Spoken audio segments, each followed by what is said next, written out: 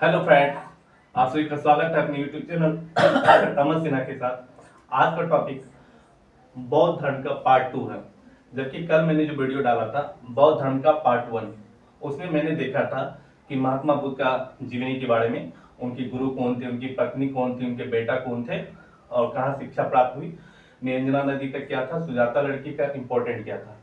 आज दूसरा टॉपिक में है बौद्ध धर्म का पार्ट 2। सबसे पहले जो चैनल को लाइक नहीं किया, चैनल को लाइक कर ले, सब्सक्राइब कर ले। देखेंगे बौद्ध धर्म से हर एग्जाम में, चाहे वो एसएससी का सीजीएल हो, एनटीपीसी हो, रेलवे हो, ग्रुप डी हो, यूपीपीसीएस हो, बीपीएससी हो, सभी से क्वेश्चन पूछता है। आप इससे बाहर कुछ नहीं पूछेगा, जो मैं बता रहा हूँ एक एक्सपीरियंस के आधार पे। तो आप देखेंगे डायरेक्ट क्या इस क्वेश्चन में क्या क्या है। जैसे कल का टॉपिक खत्म हो गया था, आज का टॉपिक न्यू है बौद्ध धर्म का पार्ट 2। पार्ट 2 में हम ये देखेंगे कि बौद्ध धर्म का सम्मेलन हुआ था, वो 4 सम्मेलन मुख्य इंपॉर्टेंट रूप से क्वेश्चन पूछे जाते हैं। तो देखेंगे कि बौद्ध धर्म का पहला सम्मेलन, दूसरा सम्मेलन, तीसरा सम्मेलन और चौथा सम्मेलन में क्या क्या कार्य होते हैं, किसकी अध्यक्षता में होती है और उसके बाद से कब होता है, कौन सा ईस्वी में होता है, ईसापुर में होता है, वो सारा देखेंगे। तो पहला टॉपिक हम चलेंगे बौद्ध धर्म का पहला पार्ट में, बौद्ध धर्म का पहला सम्मेलन, प्रथम बौद्ध संगति सम्मेलन। देखिए, प्रथम बौद्ध संगति सम्मेलन 483 ईसा पूर्व हुआ। कब हुआ? 483 ईसा पूर्व हुआ। पूछेगा ऑब्जेक्टिव क्वेश्चन, प्रथम बौद्ध संगति सम्मेलन कब हुआ? तो आप बोलेंगे 483 ईसा पूर्व। मैंने मेंशन किया 483 ईसा पूर्व। फिर दूसरा ऑब्जेक्टिव क्वेश्चन बनेगा, प्रथम बौद्ध संगति सम्मेलन जो हुआ था किसके शासन के समय हुआ था? कौन सा राजा था, कौन सा शासक था? तो बताइए। तो पहला जो बौद्ध संगति सम्मेलन हुआ था अजात शत्रु, मेंशन अजात शत्रु। ये मगध जो सम्राट होता है बिहार में, उसकी बात कर रहा है। बिहार में मगध साम्राज्य का ये शासक था। तो प्रथम बौद्ध संगति सम्मेलन 483 ईसा पूर्व में होता है। किसके शासनकाल के समय? मगध के सम्राट अजात शत्रु के समय। ठीक है। अब तीसरा ऑब्जेक्टिव क्वेश्चन पूछता है, प्रथम बौद्ध संगति सम्मेलन की अध्यक्षता किसने की? प्रथम बौद्ध संगति सम्मेलन की अध्यक्षता किसने की? तो आपको क्वेश्चन का जवाब इसका है महाकश्यप। तो प्रथम बौद्ध संगति सम्मेलन 483 ईसा पूर्व होता है, अजात शत्रु के समय होता है और उसकी अध्यक्षता कौन करता है? महाकश्यप नाम के व्यक्ति करते हैं। ठीक है। तो यहाँ से 3 ऑब्जेक्टिव क्वेश्चन। चौथा की पॉइंट है स्थान। आखिर प्रथम, द्वितीय, तृतीय, चौथा सम्मेलन हुआ, उसका स्थान भी पूछता है ऑब्जेक्टिव। आप देख सकते हैं बिहार सचिवालय में, बिहार का कोई भी एग्जाम हो उसमें बहुत सारे क्वेश्चन आते हैं इससे। तो कहेगा प्रथम बौद्ध संगति सम्मेलन कौन से जगह में हुआ? तो प्रथम बौद्ध संगति सम्मेलन कहाँ हुआ बताइए? राजगृह, बिहार में पड़ता है। कहाँ पड़ता है? बिहार में। बिहार में। तो 4 क्वेश्चन ऑब्जेक्टिव देखें। प्रथम बौद्ध संगति सम्मेलन 483 ईसा पूर्व में होता है। किसके शासनकाल के समय? अजात शत्रु जो मगध के साम्राज्य का शासक हुआ करता था, उसके समय होता है। इसकी अध्यक्षता किसने की? महाकश्यप नाम के व्यक्ति या ऋषि जो कहिए उसने की। ठीक है। कहाँ हुआ? तो प्रथम बौद्ध संगति सम्मेलन राजगृह में हुआ। राजगीर कहाँ पड़ता है? अभी वर्तमान समय में बिहार में पड़ता है। ठीक, ये 4। नेक्स्ट कार्य क्या हुआ? मालिक प्रथम बौद्ध संगति सम्मेलन हुआ, उसमें कार्य क्या हुआ ये पूछता है। देखिए, प्रथम बौद्ध संगति सम्मेलन में 2 कार्य मुख्य रूप से इंपॉर्टेंट है। देखेंगे लिखा हुआ स्तूत और विनय पटक। देखिए, प्रथम बौद्ध संगति सम्मेलन जो हुआ उसमें 2 कार्य इंपॉर्टेंट किया गया।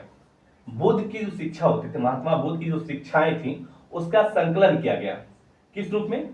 सूतक और विनय पिटक के रूप में। पूछता है महात्मा बुद्ध के शिक्षा का संकलन किस 2 रूप में किया गया? तो सूतक और विनय पिटक। ये मेंशन है सूतक और विनय पिटक। आप इसका अर्थ समझते हैं? विनय पिटक अभी तक तो नहीं समझते होंगे, सिर्फ याद कर लेते हो। तो मेरे साथ समझिए इसका मतलब क्या होता है। देखिए, बुद्ध की जो शिक्षा थी उसका संकलन एक सूतक और दूसरा विनय पिटक में हुआ। विनय पिटक मतलब ये होता है विनय, विनय पिटक मतलब विनय, नम्र। तो कहा था कि बौद्ध धर्म में जो भिक्षु और भिक्षुणी होते थे, वो बौद्ध धर्म में जो भिक्षु और भिक्षुणी होते थे वो काफी विनम्र स्वभाव के होंगे, तभी उसको बौद्ध धर्म में प्रवेश दिया जाता था उस समय। तो वो कहा जाता था अनुशासन की टोकरी, इसी को बोलते हैं। विनय पिटक को अनुशासन की टोकरी भी कहा जाता है। कहेगा विनय पिटक को क्या कहा जाता है? अनुशासन की टोकरी। क्योंकि जो बौद्ध भिक्षु और भिक्षुणी होते थे वो बौद्ध धर्म में जब प्रवेश करते थे तो उनको विनम्र होना होता था।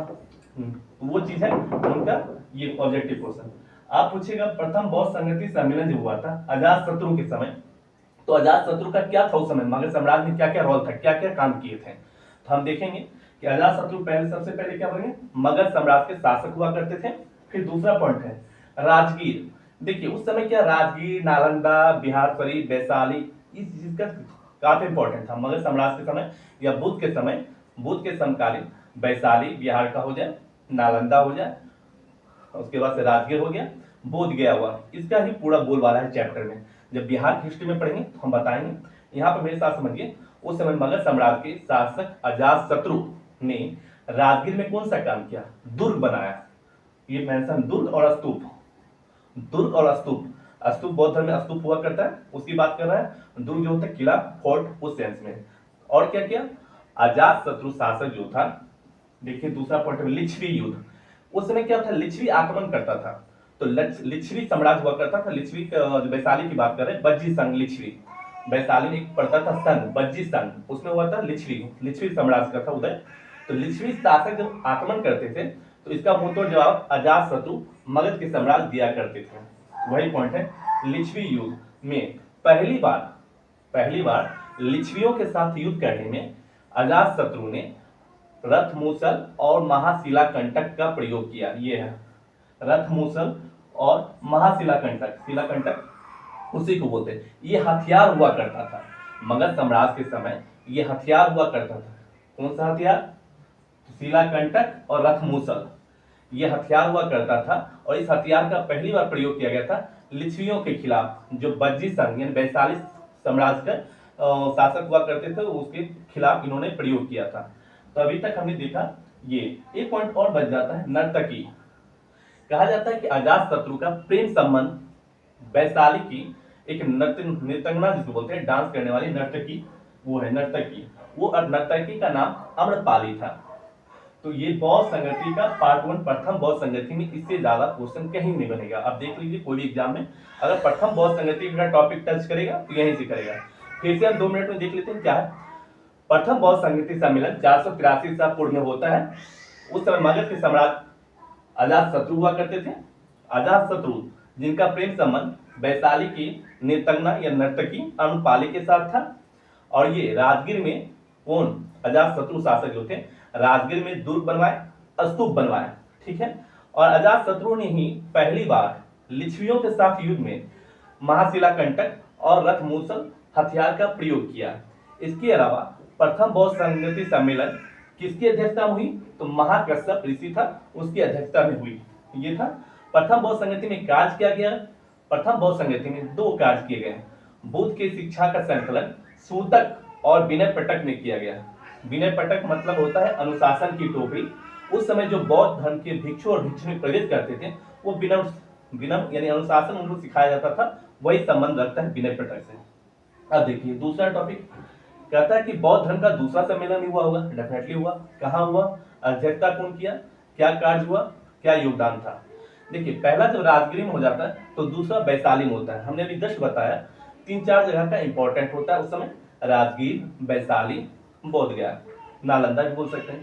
तो उस समय कहा जाता है दूसरा बौद्ध सम्मेलन कहाँ हुआ, तो दूसरा बौद्ध सम्मेलन वैशाली में हुआ, जो वर्तमान में बिहार में पड़ता है। ये मेंशन है, दूसरा सम्मेलन वैशाली में। स्थान कौन सा, वैशाली। किसके शासन के समय हुआ, देखिए दूसरा बौद्ध सम्मेलन के शासक कौन थे, कालाशोक, नाम उस शासक का कालाशोक। ये कालाशोक है, इसे काकवर्ण भी कहते हैं। कालाशोक को काकवर्ण, काकवर्ण किस शासक को कहा गया, कालाशोक को। तो दूसरा बौद्ध सम्मेलन किसके शासन काल में हुआ, कालाशोक के समय, और कालाशोक को काकवर्ण भी कहा जाता है। और दूसरा बौद्ध सम्मेलन कब हुआ, 383 ईसा पूर्व। पहला कब हुआ, 483 ईसा पूर्व, और दूसरा बौद्ध सम्मेलन 383 ईसा पूर्व में कालाशोक के समय किया गया। कहाँ किया गया, वैशाली में। वही है दूसरा बौद्ध संगति सम्मेलन 383 ईसा पूर्व, शासक कालाशोक, काकवर्ण जिसको बोलते हैं। अध्यक्षता किसने किया, अब ये ऑब्जेक्टिव क्वेश्चन बनेगा कि दूसरा बौद्ध सम्मेलन कालाशोक के समय किया गया, लेकिन उसकी अध्यक्षता किसने किया, कौन से ऋषि ने किया, कौन से व्यक्ति ने किया, तो दूसरा व्यक्ति था सावकमीर। तो दूसरा बौद्ध सम्मेलन के समय जो उसका अध्यक्षता किया था वो व्यक्ति सावकमीर नाम के सावकमीर व्यक्ति थे। और कहाँ हुआ था, वैशाली में हुआ था। इसमें भी 2 भाग कम हुआ। क्या इसमें कार्य कुल नियम दो भाग का क्या कहता है कि अस्थाविर, ये मेंशन है, अस्थाविर और महासंघक बौद्ध धर्म के दूसरे सम्मेलन में अस्थाविर और महासंघिक को बांटा गया। ये धर्म के दो भाग, अस्थाविर और महासंघिक, यानी बौद्ध धर्म के दो भाग हुआ, अस्थाविर और महासंघक। पहले हमने क्या देखा, जो कार्य हुआ, पहले बौद्ध सम्मेलन जो हुआ उसमें कार्य क्या हुआ, बुद्ध की शिक्षा को सूतक और विनय पिटक में संकलन किया गया। और दूसरे में हम क्या देख रहे हैं, बौद्ध धर्म के दो भाग हो गए थे, उसको बांटा गया अस्थाविर और महासंघिक में। ठीक है, अब आते हैं फिर से दूसरा क्वेश्चन देख लेते हैं। द्वितीय बौद्ध संगति सम्मेलन 383 ईसा पूर्व, कौन से शासक है, कालाशोक जिसे काकबड़ भी कहा जाता है। अध्यक्षता किसने की, साफ कबीर ने की। कहाँ हुआ, वैशाली में हुआ, जो वर्तमान बिहार में पड़ता है। कार्य क्या हुआ, धर्म के दो भाग अस्थाविर और महासंघिक में बंटवारा किया गया। उसी समय काकबड़ जो था पाटलिपुत्रा को अपनी राजधानी बनाया। काकबड़ जो था पाटलिपुत्रा को राजधानी बनाया। तो मगध साम्राज्य में ये सब देखने को मिलता है। आइए नेक्स्ट, पहला बौद्ध सम्मेलन हो गया, दूसरा हो गया, तीसरा बौद्ध सम्मेलन कहाँ हुआ, किसकी अध्यक्षता में हुआ, क्या कार्य हुआ, ये देखेंगे। तीसरा बौद्ध सम्मेलन कब हुआ, 251 ईसा पूर्व। तीसरा बौद्ध सम्मेलन 251 ईसा पूर्व हुआ। कहाँ हुआ, तो पाटलिपुत्र, मेंशन क्या हुआ, स्थान पटना लिखे, पाटलिपुत्र समझिए इसको, पाटलिपुत्र में पाटलिपुत्र हुआ करता था, पाटलिपुत्र। तो तीसरा बौद्ध सम्मेलन 251 ईसा पूर्व हुआ। 251 ईसा पूर्व हुआ, कहाँ हुआ, पाटलिपुत्रा में हुआ। कौन शासक थे उस समय, अशोक शासक थे, अशोक।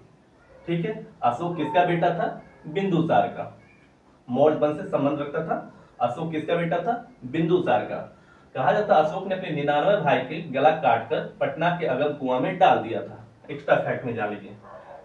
ठीक, और अशोक के बारे में उसके जो पिता के दरबार में, अशोक के पिता कौन, बिंदुसार, बिंदुसार के दरबार में पिंगलबस नामक एक व्यक्ति रहता था। उसने बताया था कि आपका बेटा अशोक महान शासक बनेगा।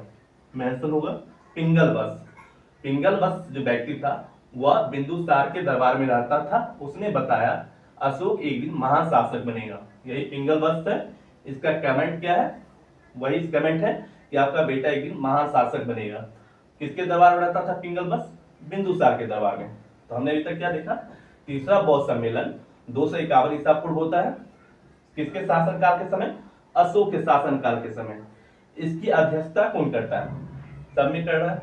तो तीसरा बौद्ध सम्मेलन की अध्यक्षता मोगली पुत्र व्यक्ति करता है, मोगली पुत्र उसका नाम रहता है। तीसरा बौद्ध सम्मेलन की अध्यक्षता मोगली पुत्र करता है। ठीक है, किसके समय, अशोक के समय। ठीक है, और कहाँ होता है, पाटलिपुत्रा में होता है। इसमें क्या कार्य हुआ, कहा जाता है तीसरा बौद्ध सम्मेलन में कुछ कठोर नियम बनाए गए। कैसा नियम, कठोर नियम बनाए गए तथा अभिधम पटक का स्थापना किया गया। अभिधम पिटक होता है, सॉरी।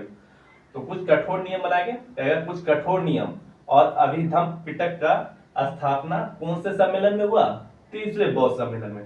तो अभी तक हमने देखा तीसरा बौद्ध सम्मेलन अशोक के शासनकाल के समय हुआ। अध्यक्षता मौलिपुत्र नामक व्यक्ति करते हैं। 251 ईसा पूर्व में होता है। ठीक है, बिंदुसार अशोक के पिता होते हैं।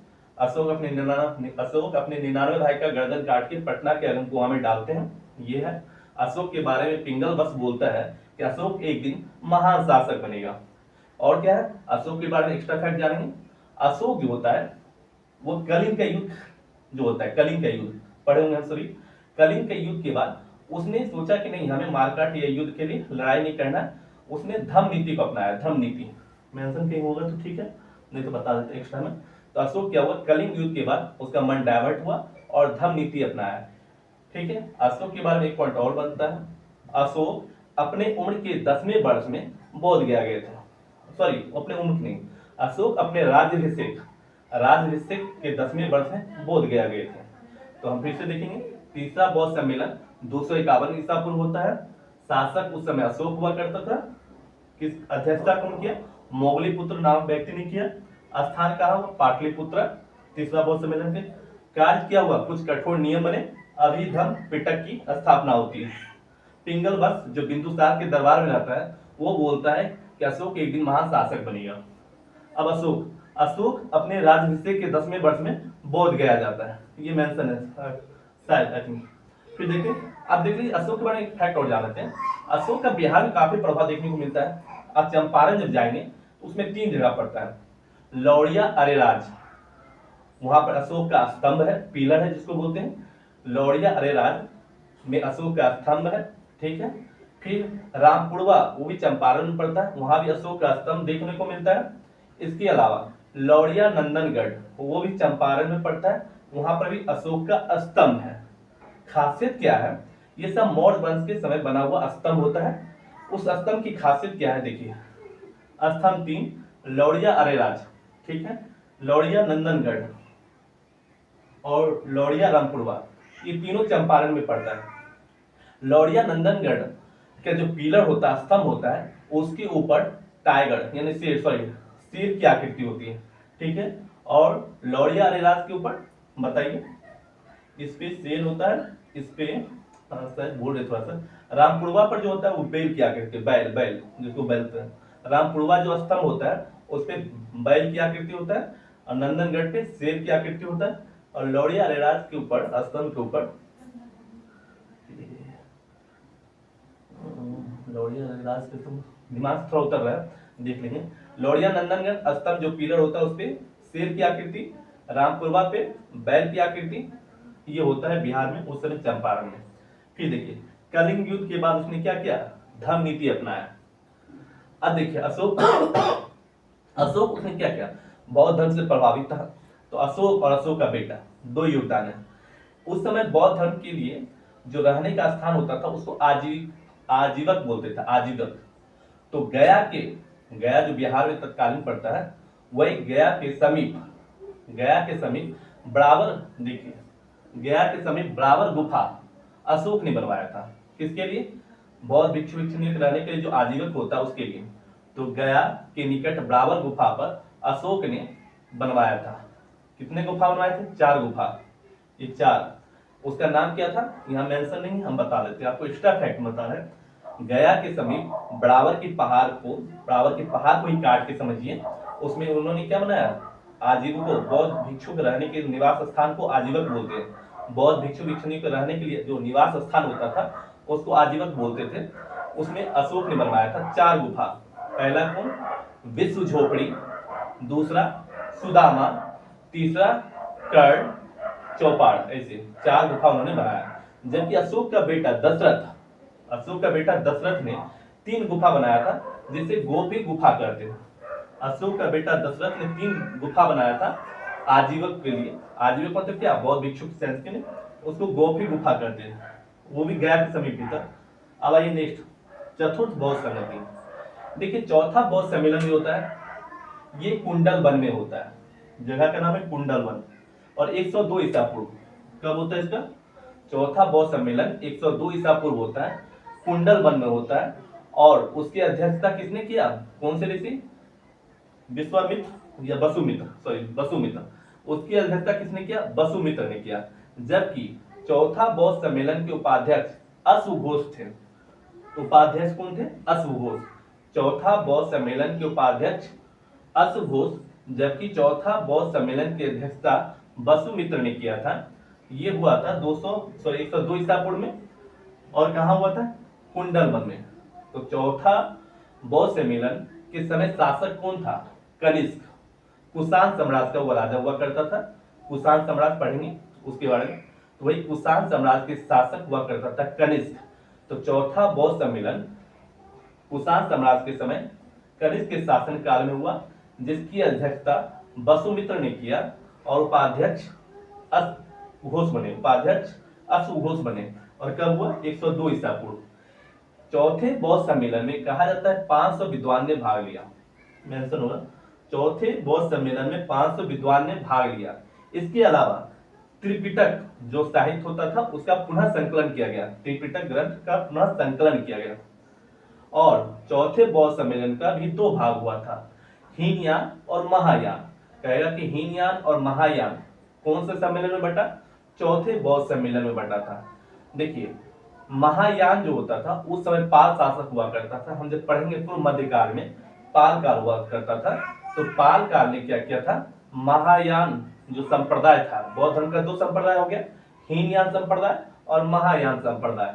तो पाल काल के शासक ने महायान संप्रदाय को काफी प्रोत्साहित किया, काफी समर्थन दिया, किसको, महायान धर्म जो संप्रदाय जिसको बोलते हैं। तो इस प्रकार हमने अभी तक देखा बौद्ध धर्म का 4 सम्मेलन जो कि इंपॉर्टेंट है।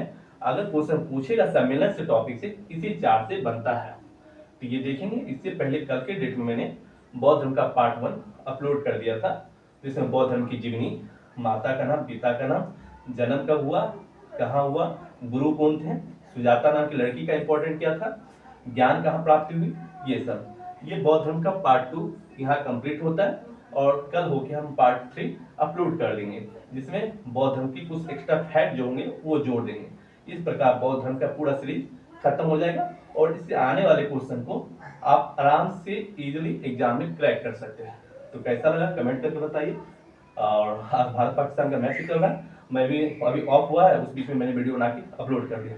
तो थैंक यू आप लोगों के लिए, फिर से देख लीजिएगा क्या है।